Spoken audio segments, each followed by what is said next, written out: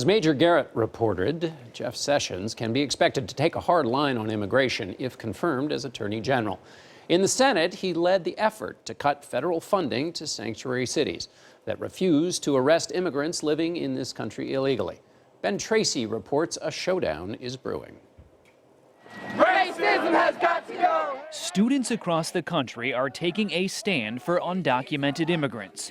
Sanctuary cities. During the campaign, Donald Trump promised to go after so-called sanctuary cities that he says give the undocumented a free pass.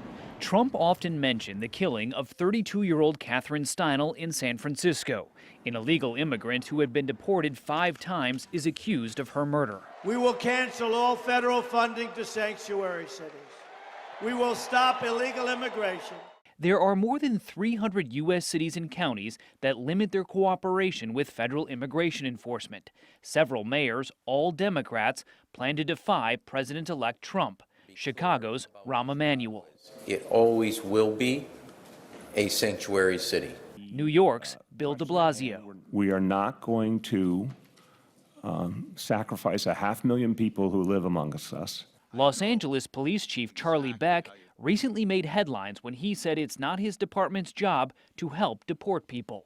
If your job is to enforce the law, why would you not cooperate with efforts to remove people who are here illegally? It is not the primary job of local law enforcement to enforce civil or federal laws.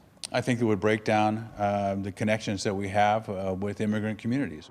Sanctuary cities that refuse to cooperate could lose billions of dollars in federal funding. Washington, D.C. Mayor Muriel Bowser could lose 20% of her budget. His immigration stance could really make his new hometown less safe. The police chief here in Los Angeles says that if his officers become an immigration force, they will lose the trust of immigrant communities. And John, the fear is that people will stop reporting crimes or cooperating with investigations. Ben Tracy for us in Los Angeles. Thanks, Ben.